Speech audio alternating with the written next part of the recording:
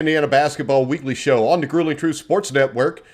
As always, we are powered by betting.net. Betting.net is your best bet for finding the online casino or sportsbook that's right for you.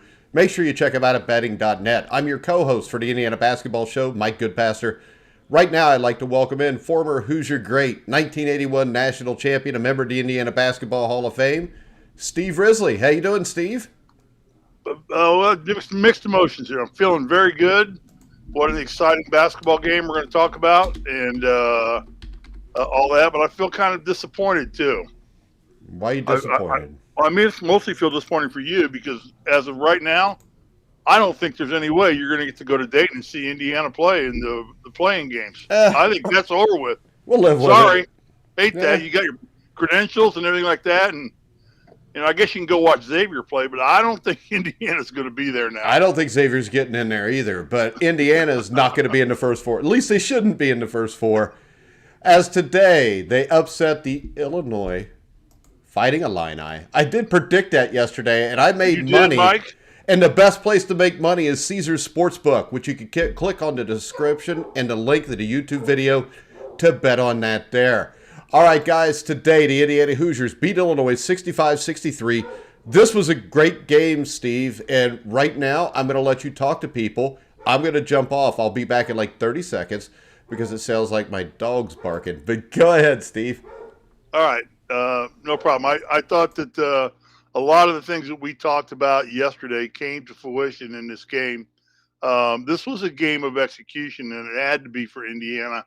And it had to be a game of effort given at the proper times in the game. And I think that the execution of what we talked about, starting off with making sure that we dropped down and harassed Cockburn as much as we possibly could all the time. And on every time he touched the ball, he still got his points.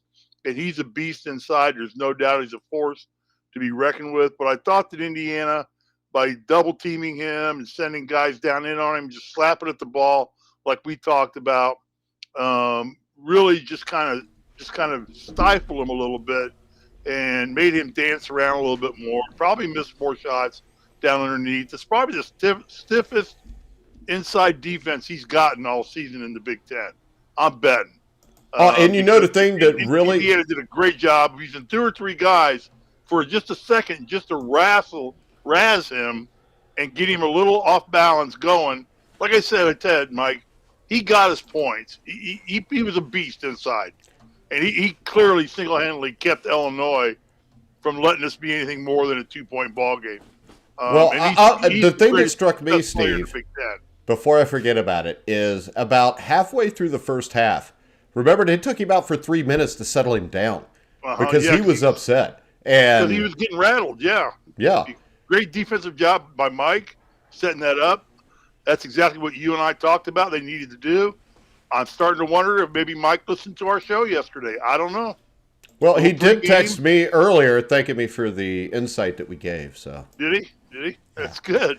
All right, so we look at this. Trace Jackson. That's part of it. Hang on, that's part of it because I was talking about the execution part. The other part was right off the bat, they come in and launch 2 threes. Okay, and I'm thinking, and you and I talked about. Yeah, and they made them. They made them both, and that's something we talked about, and it's something that Mike talked about when talking to him before the game with the Big Ten announcers, saying we've got to guard the perimeter too. We can't just focus down low. We've got to make sure we take away their perimeter game. I felt that after the initial onslaught of threes, Indiana made some adjustments. Brought some players in like Galloway, Rob Finney with the quickness and the speed who could drop down low and get back to their man as fast as they could. And they did that phenomenally. And I don't know that Illinois hit an important three-pointer the rest of the game after the first 5 minutes of the game. After the first two, they were 6 of 20 the rest of the game. So that's Indiana recovered greatly from that. So, and the other thing is this is one time where if we're doing a show for Illinois, we're complaining about the free throw shooting for Illinois because they were 15 for 23. They missed 8 free throws in a 2-point game. Indiana was 10 for 13, 76.9%. The other thing on the stat sheet that sticks out to me is we got out rebounded, but it was only 37-35. The Hoosiers only had 7 turnovers. Illinois only had 8. The great thing about this game to me is it wasn't just because Indiana got hot that they won the game, because they didn't. They shot well, but this wasn't something where they just played out of their minds. This team played hard. They played well. They played together. And at the end of the game, just like yesterday, the mistakes were made by Illinois, not Indiana. And both mistakes were forced because of the Hoosiers' defense. Right. Exactly right. Right. And you talk about getting that rebound. Remember, Race Thompson only gave us 8 minutes in the first half due to foul trouble. So he sat the bulk of the first half. When you take your best rebounder out of the game, for that period of time, to only get it rebounded by as minimally as we did by the beast inside for Illinois, I think speaks volumes to the other players. I saw Johnson dropping down in to get rebounds. Galloway was all over the place today and really establishing himself as a great sixth man for this basketball team. Did the things he did, but the biggest key is what you said, is that Indiana forced Illinois to make turnovers. Illinois did just not have a bad game and just make bad plays until the end. The pass at the very end there to nobody. But don't you think at that point, that has a little bit to do with the defensive pressure they'd faced all day, where you feel like you've got to make a play really quick when now maybe you're you don't the have pressure to. Of the clock with so few seconds, and you're by the pressure of being behind. We've been in that situation. I have on the court, and you got so many things coming at you. Clock's running, time's running out. Got to get a bucket. Big men's guarded inside, can't get it to him. I don't really want to take this shot. I don't want to be responsible for this, and let's just get it. He tries a no-look pass and throws it to the guy sitting in the great seat there on the front on the court, down in his skivvies. Well, real quick, we've got messages from some people. We've got Joseph Michael, who says, "Holy shit, man, Hoosiers." We've got Brandon. Let's go, Brandon. Do you think this secures Hoosiers in the tournament? I think it does, Steve. What do you think? I think it does. It takes them off the bubble. It takes them not in the play-in games in the Final Four. I think Indiana's a solid. Right now, I would say they're probably an 8 seed right now. If they don't, I would say somewhere between 8 and 10. Because remember, it also depends on what other teams do this weekend. It's right. And couple things. Right now, I would not want to play Indiana as a 12 seed right now. If I'm a 4 seed or something like that coming up and have to face Indiana as a 12 seed, there's no way I'd want that game. That's the last team right now, because Indiana's hot. They're executing as well as they have all year. They have a boatload of talent on that team. Everybody seems to be healthy, although we lost Geronimo. Any word on Geronimo with his knee? I have not heard anything. And the bad thing was he was playing well, too, and he was pestering hell when the ball was thrown into the low post, as we talked about yesterday. Dave Galloway. Wonder if he's related to Trey. Proud of the Hoosiers. Great effort. And Trey Galloway and Rob Fittersy gave huge minutes off the bench today, too. Huge minutes. Countryman, one of our Jamaica guys. Greetings from Jamaica, gents. Tuned into March Madness. Thanks for listening, Countryman. Go ahead, Steve. We're global. We are. We're global. We're off the United mainland now. Hey, it says everybody's here. Go bet on Indiana to beat Iowa tomorrow, or Rutgers, because they're going to. I keep guaranteeing this. It keeps working out. But head over now and see for yourself. Betting.net makes it easy to find all of the legal online casinos and sports books in your state. Make sure you go check them out. Go check out Caesars Sportsbook. I'm going to hit it in the morning as soon as the point spread's up, or tonight. And we're going to just keep riding this because, the Hoosiers are helping me out here. They've got a possible another parlay today to hit with just one more pick. So make sure you check out Caesars Sportsbook. All right, Steve, when we look at this, we are down. The interesting thing is we've talked before about how many guys should be in the rotation. I think we always settle on 7 or 8. The thing that has struck me, though, over the last few games, or really the last 5 or 6 games of the season, the Hoosiers have played better. The extra guys on the bench sometimes seem to change out, if you know what I mean. Like it'll be Jordan Geronimo plays 20 minutes here, but the next game Trey Galloway is playing 20 minutes. So you had them stay fresh here. Parker Stewart, only 2 points today. He's really not played well in either tournament game. They really need him to step up if they want to continue, because if you play Iowa, that's a team, as Northwestern learned, could shoot you out of the game in like the first 4 minutes of the game. So I think it would be huge if Parker Stewart could step up. He only played 16 minutes, so I think you're going with Trey Galloway and guys like that. I also noticed today you had Fennessy and Johnson on the court longer than normal, with both of them on the court together. And it's proven to be a big win for Indiana.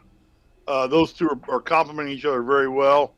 I love the way that Fennessy's penetrating with the ball going in, and I really was impressed today with Johnson, the way he handled the ball. He kind of reminded me a little bit of Quinn Buckner to some extent today, in terms of just knowing when to slow the pace down, walk it up, and then engage the offense, and then look.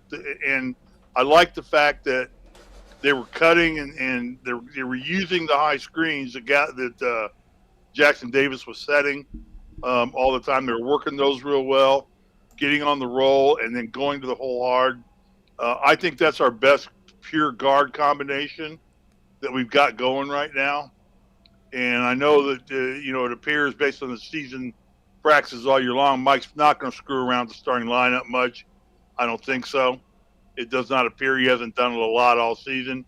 I don't know why he would start now in doing it. You've got Fennessy, you've got Galloway, you got guys coming in off the bench now that really can add a lot to what's going on. So I don't think I change a lot what's going on, but I think the chemistry of this team has really started to gel tremendously. And I said we thought this team had talent all year long. Never did you or I question the talent level of this basketball club. No, just the execution. Just the execution of this team. We said if they can get them to execute for more than 30 minutes in a ball game, they're going to start winning all these games that they've lost. They've lost like 7 games in the Big Ten by under 5 points. So they're not a team that's been blown out a lot, which is another thing I think that the selection committee will take a look at.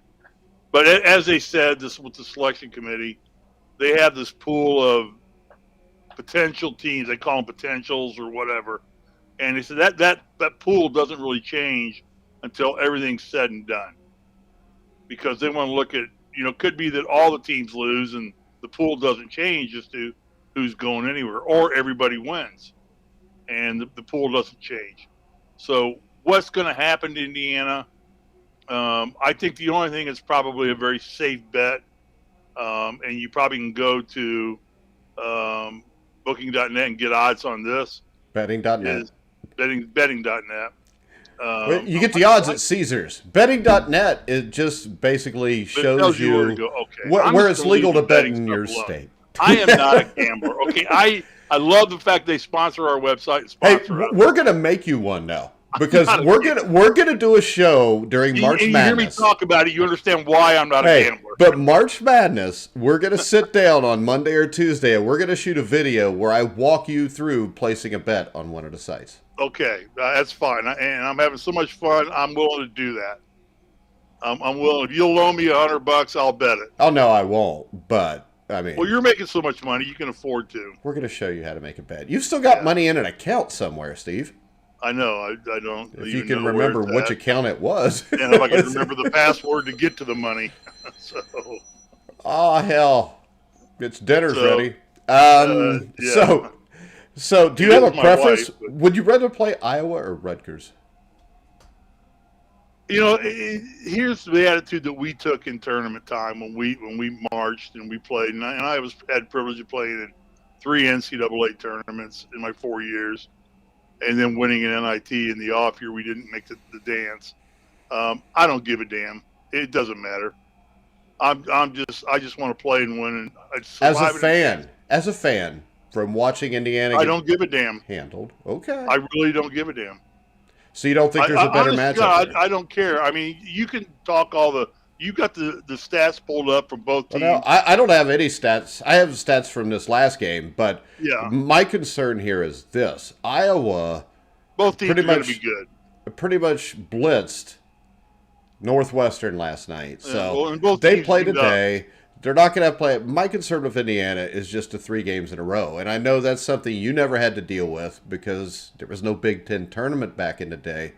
3 games in a row seems tough, but can you live off an emotion and win 2 more? Yeah, no, like Mike said, that question was posed to Mike after the post game, and Mike said, "Hell, these kids are 20 years old. They ought to be able to handle the emotion and the fact playing back to back to back. They're 20 years old. They're not like you and I. I mean, at 63, I might get a little winded in the third game. You know, At 63, you get winded in the player introductions. That's just like when I got my quarterbacks. I get loose, and dude, it takes me so long to get loose. By the time I'm loose, I'm tired, and I have to stop. No, I think that this team. I was so inquisitive as to how this team was going to come out in this game based on the last 10 minutes that they played in the first game against Michigan. And I said, are they going to be able, I wanted to know, are they going to be able to carry that out? Or are we going to go back into the 20 minutes of I've fallen back asleep and we got to wake them up again? And they did not. They came out with intensity right from the opening tip. I mean, and I thought they really started frustrating. Yeah, and for the first time, Coburn, go ahead. that intensity never waned. Never that was wavered. 40 minutes of intensity. They may not have played great for 40 minutes, but they probably played great for probably 30 of the minutes, and the other 10 minutes they played good enough. And the one thing that really helped is if you remember, there was a stretch in the game where it seemed like it stayed 15-10 forever. And, I mean, Indiana had like 4 or 5 shots to stretch that lead, and they didn't. That caused me for concern because what I've seen this year is that will continue. The other team starts to score, and the next thing you know, you're down 10 at the half. It happened a little bit because Illinois came back, and I think they got up like 4 or 5 points. Indiana got it back to 2 by the half. But yeah, I think Miller Kopp hits a huge three-pointer from the baseline. Yeah, and Miller Kopp only made 1 3 today, but that 1 3 was huge. Huge 3 for that battle because it did exactly what you said. It stemmed their roll. And that was a dagger 3-pointer. That Well, and the great thing is we defended because remember they had the last shot at a half, and IU defended them well, forced up a kind of a hurried shot, and got to stop there. But once again, Kofi Cockburn is a really good player. He's a beast. He was 8 for 13 with 10 rebounds, and I think Indiana did a great job on him because oh my God, I could not believe how well Trace Jackson Davis played him one-on-one. Yeah, because if Trace Jackson Davis doesn't play like that, Kofi Cockburn today probably would have been scores 30. He's probably 18 for 23 for the game and scores 40 points because he was playing that well. He was playing good, but the Indiana defense just stifled him. I mean, starting with Trace Jackson, just to guard him like that one-on-one and not get into foul trouble. I mean, I don't think he picked up his third foul until like 41 seconds left in the game. The other thing that I thought was huge was if you remember in the second half, 5 or 6 minutes left, I think the game was tied or we were down by 1. Trace Jackson Davis gets the ball about 15, 17 feet from the bucket, and he pulled up. Kofi let him shoot the ball because he always begs him to shoot it, and Trace knocked it down. Right there was the difference in that game because after that, he had to come out to Trace. Trace was able to penetrate with him. And the thing was, I think Trace, the first time we played Coburn against Illinois, he played to contact. He played through contact today, which we talked about yesterday. He definitely played through the contact. He was aggressive, and he went after it.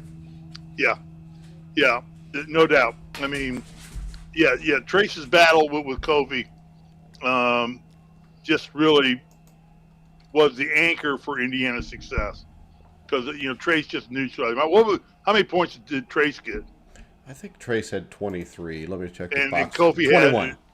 Kofi had 23. Coburn had 23. So that's a neutralization, basically. How about the 2 threes that Ray Thompson steps up and hits? I mean, calmly drills 2 3-pointers. that's a gift. You do not expect those from Race Thompson. I know he shot them all season long, but in a playoff game like this, with this kind of caliber and magnitude on the line, you don't expect him to take those shots, and he nails 2 huge threes. Yeah, and Indiana only shot 10 threes for the entire game, so their game plan was to attack Cockburn. How many did we make? Only 3. Only 3, and 2 of them were Race Thompson's. Yeah. And the other was Miller Kopp's. Yep. And all 3 of those 3-pointers were just crucial. Yeah, so outside of that, there came a time in the game when we either pumped our lead to 4 or 5 to more than a 1-possession lead, or in case of Miller's, we stopped the little slide that we were doing, and kind of a run they were starting up in, and that 3 just stopped their run. And yeah, but you made a comment earlier, that there were times in the game where we weren't playing great, but we were still playing with intensity. And my comment on that is it's a great observation, Mike, on your part. And I think we both agree you don't have to always be playing great if you're always playing with intensity. No, if you're playing with intensity, you're going to win most of your games because most teams can't play 40 minutes at an intense level. An intense level. No, very few teams can do that. And you can have a slump in the middle of a game as long as your intensity doesn't slump. Yeah, I mean, your 1981 Indiana Hoosier team. I mean, hell, you started off the Maryland game down and then blew them out. You started off down against almost everybody except for St. Joe's, maybe. And if you remember in the Final Four, I think LSU was up 10 in the first half.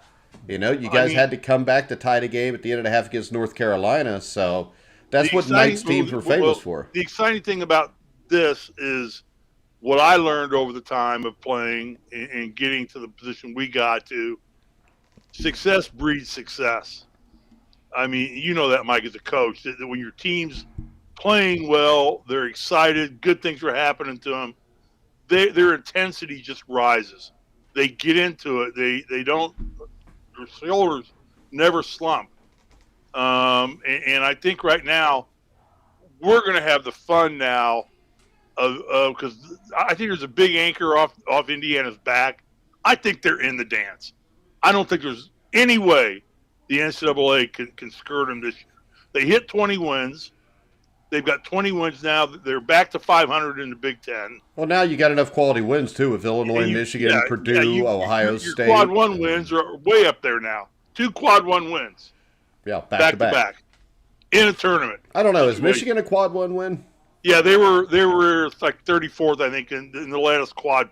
Ken Pom. Well, they may not be by the end of the weekend. Yeah, they may drop out, but right now, when Indiana beat them, they were. So I don't know if that stays a quad 1 win or not. All right, do they have a time yet for us tomorrow? Let me see here. I have a schedule. Let me put my old age glasses back on here. Well, while you're doing that, Indiana will play at 11 p.m. Eastern Time. PM? Which would be I'm sorry, 1 o'clock Eastern Time. All right. 1 o'clock Eastern Time. Although, my son watched the last half of the game with me, and we were talking. He says, "Man, we got to see if we can get Indiana just to play at 8:30 again. We're kind of liking these 8:30 games out here." Yeah. So, well, I mean, we they got win the rest of the day to games. go surfing, to go hiking in the mountains, track some mountain lions. We're supposed to get snow here today. Oh yeah, that's right. You guys got a big storm coming in. Yeah. But anything you see, and first of all, I want to point out to this. I congratulate the coaching staff because I think that they have done something to dial themselves in as coaches too. They are getting it right now and doing everything they need to do and looking at these games. And, their intensity level has picked up every bit as much as the players have, I think, in the coaching aspect. Those kind of things play off each other too. Called, and I'm not saying we're the geniuses that called them. I think every radio station that does a show probably made the same observations that we did. Maybe not all. Not from the shows I heard. Coyle's still on the air, isn't he? I don't know. Who's that? I don't know. So, no, Jim's a good guy. Teasing Jim. But everything that we talked about, I came out and saw Indiana doing almost immediately. Yeah. really diving down in on Coburn. They hit a couple threes initially, but then Indiana basically took that perimeter game away from them and still had the ability to pack the game in down to an underneath game where I think overall with Race Thompson and Trace Jackson Davis and Galloway, three bruisers pretty much, I would say. Galloway plays a pretty physical game for his size. They were able to neutralize the inside play of Illinois along the way, and they didn't make a lot of mistakes. I don't think that they talked about Johnson didn't make his first turnover until the second half. Yeah, and he didn't score like he has, but he still controlled the game. And the thing that impressed me was the game. I mean, especially as a point guard. And taken from a guy who only scored 515 points in 4 years at Indiana University, I will tell you that there is more to the game than just scoring. Yeah, but this is the difference between you and Xavier Johnson. Xavier Johnson's used to taking the ball and shooting it. The thing that was impressive is today, he worried more about getting everybody else involved than he did himself. We didn't see him all of a sudden jump up and force a three because he hadn't shot in a while, which is stuff he did during the regular season. What you said about Coach Woodson, I mean, this is when it matters, and they're getting it done. Yeah. So I expect they're going to get it done tomorrow, too. With Mike and his staff, I mean, these wins are on the staff for getting these guys ready to play like this. And if it started at halftime against Michigan, which is what Mike professes in his pregame and postgame comments, then that's fine. But he lit a fire that these guys took to, and they created a flame here and a torch into this team. And, every game's a new adventure, so we don't know what's going to happen tomorrow. But I'm expecting, based on what I've seen so far in this tournament, and you got to remember, too, now tickets are being sold. I mean, this place is going to be, Conseco, or I call it Conseco. It doesn't matter what it is. Market Square Arena will be packed and rocking. Yeah. That's where I played. Indiana Coliseum, or was it the Coliseum? I scored 26 points against Bradley in Market Square Arena. Yeah, but I mean, you guys were playing 5-on-1. They just had that guy named Bradley. Yeah, they did. All right, real quick. We have Cooper. Xavier plays so well, but always has 2 or 3 head-scratching moments. I don't remember those head-scratching moments today. He may have had them, but I don't remember them today. Well, yeah, I don't. I agree with what Cooper says. He does still do head-scratching things, but they were insignificant head-scratching things today. And this is the thing. I'm all right. I'm all right with aggressive. Everything he does is a great. Say that again, Mike. Say it again. Well, I mean, to me, when I look at him, today he played within himself and he was aggressive. I think when we see the turnovers, he's not really playing within himself. He's forcing the game. I think what we've seen from him, I mean, basically over most of the last month, is him letting the game come to him. We still see the head-scratching moments, but those head-scratching moments are getting fewer and fewer and fewer each game as he gains confidence. So I think that he's got the aggressiveness now. He has the confidence to go with it, which makes him a really dangerous player. Yeah, and Cooper comes back and says, "Quick 3 out of a timeout." And I do remember that exact play. I remember that exact play. I said the same thing, Coop. I said the exact same thing. I said, and then somebody else came down and took a quick shot.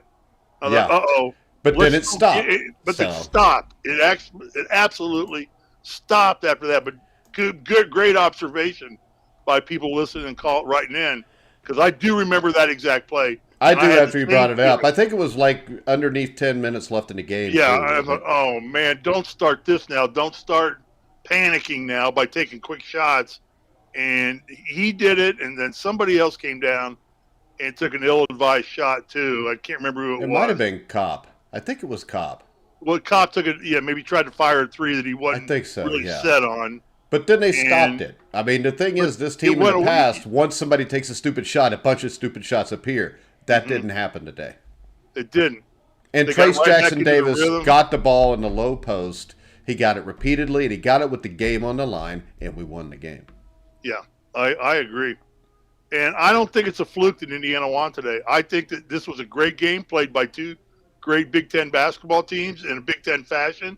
The game was fairly physical. There were some dust-ups in the game, which, even the announcer was saying, hey, that's just the way they play in the Big Ten.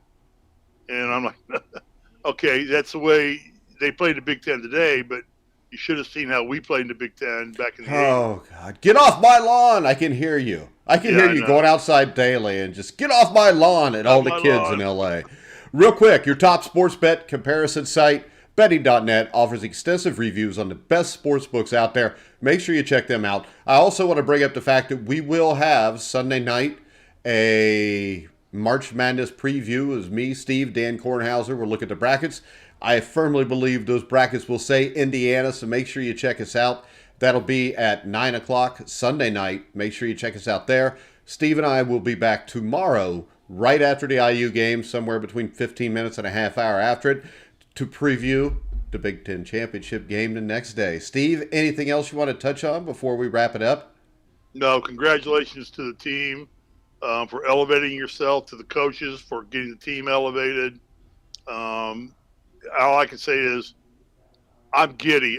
This is so fun to be playing on Saturday and to have this 99.9% feeling you're in the tournament, and no longer is it, are we going to make it? It's where are we going to go? Yeah, now you're one win from playing for the Big Ten Championship. Yeah, and you get to that game, your seed's going to elevate. Yeah, I want a third game with Purdue. Yeah, I thought that at the end of the game with about 1.7 seconds to go when Jackson got the rebound and got fouled, I thought, God, I want an IU Purdue all Big Ten final. I want that so badly. I want that stadium to be nothing but black and gold and cream and crimson. Well, it'll be 80% cream and crimson, 20% black and gold. But let's get there first. We got, what do you got tonight? This next game, you got Iowa or you got Rutgers? I picked Iowa before the tournament. I think I'm going to stay with it. It's just according if Iowa can stay as hot as they did, last night. If they do, there's no way they're going to lose the game. I don't see that happen again. Rutgers, hold on here. Neutral site for the win. I think Coop says neutral site. Yeah, it's a great call, Coop. Neutral site. We played one home, one away. Third game, the tiebreaker on a neutral court. Once again, there could only be a neutral court in an Indiana Purdue game. There can't be, because you've got Purdue's home court. You got Purdue's home court, and then every other court is going to be filled with IU fans, not Purdue fans, anyways. So exactly, but let's. I don't want to get ahead of myself. Let's go out. Yeah, because really, if Purdue loses earlier than that, I'm good with that too. All right, guys, remember, go to Caesars Sportsbook. You can find the link description in the video down below. Make sure you check out Caesars Sportsbook to make your bet tomorrow if you want to bet Indiana, Iowa, or if you want to bet on any of the games tonight. I really like Michigan State -3 against Wisconsin. Or I like Wisconsin -3 over Michigan State. I don't think Michigan State's that good. They didn't look good yesterday. Yeah, we're going to go ahead. We're going to wrap this up. You can follow Steve Risley at srisley34. You can follow me at Grueling Truth. But for now, for Steve Risley, I'm Mike Goodpaster. You've been watching and listening to The Grueling Truth